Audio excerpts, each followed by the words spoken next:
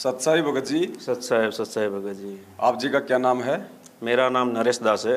मैं गुजरात से रहने वाला हूँ।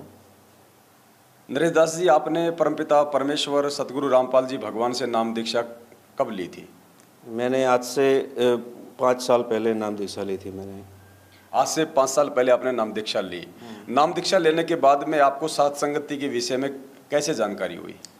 दास पहले मैनेजमेंट से जुड़ा था और नामदान केंद्र से नाम दीक्षा ली थी। फिर बाद में दास ने पवन भगत जी का वीडियो देखा और पूरी सच्चाई मालूम पड़ी कि भाई सच क्या है, अब तक हम क्या कर रहे थे, मैनेजमेंट क्या कर रहा है और क्या कर रहे हैं हम लोग, हम सच मालूम पड़ा हमें। तो फिर पवन भगत जी का वीडियो देखा और सात संगति से हम जुड़ गए। अब सात संगति से जुड़ने के बाद में भक्ति विधि और भक्ति क्रियाओं को लेके आप जी को कितना क्या कुछ अंतर नजर आ रहा है? जब आप पहले सतलोक आश्रम मैनेजमेंट हरियाणा के साथ में थे, अब आप सात संगति से जुड़ गए हैं, तो भक्ति क्रियाओं को लेके आपने अपने अंदर कितना क्या कुछ बदलाव किया है? भगत जी, पहले जब मैनेजमेंट से जुड़े थे तब हम परमात्मा को गुरु और गोविंद दो मानते थे। अभी इतना हमारे अंदर फर्क आ गया कि हम अभी गुरु को परमात्मा मानने लगे हैं। यही एक सात संगति का कमाल है, परमात्मा की दया है हम नीचों पे कि आज गुरु जी को परमात्मा मानने लगे। पहले दो मानते थे वो, और आज भी अभी मैनेजमेंट में भी अभी आज की तारीख में भी अभी गुरु गोविंद दोनों मान रहे हैं। अभी वो बहुत बड़ी गलती है। और सभी मैं भाई बहनों से कहना चाहता हूँ कि आप सात संगति से आओ और जुड़ो और परमात्मा को, गुरु को परमात्मा मान के पूजा करो, तभी हमारा मोक्ष होगा, तभी हमको परमात्मा सतलोक लेके जाएगा।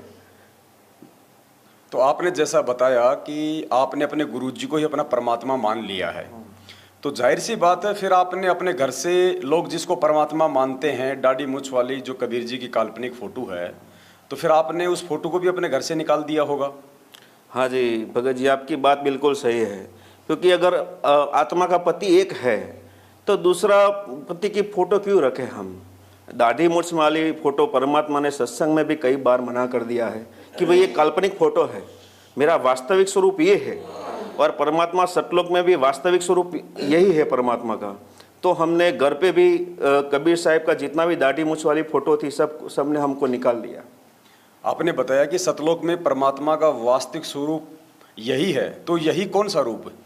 यही संत रामपाल जी महाराज अभी जो वास्तविक स्वरूप में अभी है, वही स्वरूप परमात्मा का सतलोक में है और यहाँ भी वही स्वरूप है मालिक का।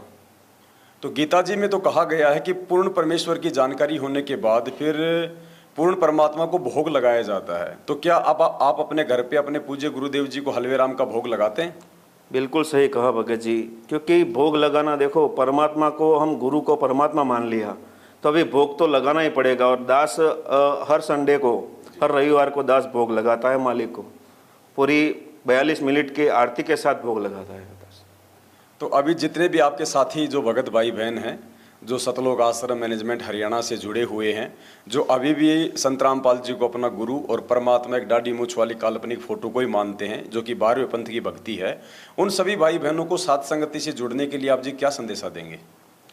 दास सभी मैनेजमेंट में जो भी भाई बहन जुड़े हैं, दास सभी से कर जोड़कर प्रार्थना करता है कि आप सात संगति से जुड़ जाओ, परमात्मा को, गुरु को परमात्मा मानो, मालिक को भोग लगाओ और परमात्मा जिस मिशन के लिए यहाँ पे आए हैं हम लोगों को लेने के लिए, वो मालिक के मिशन को पहचानो। और हम परमात्मा के मिशन को पहचान के उनके साथ हमको जाना पड़ेगा। और सात संगति एक यही माध्यम है, इसके माध्यम से ही हम आगे बढ़ सकते हैं, वरना आगे जा ही नहीं सकते हम। इसलिए सभी भाई बहनों से मेरी यही प्रार्थना है कि आप सात संगति से जल्दी जितना हो सके इतना जुड़ो। समय बिल्कुल कम रह गया है, अभी आगे सोचने का टाइम नहीं है। बहुत बहुत धन्यवाद भगत जी आपका। सत साहेब। सत साहेब।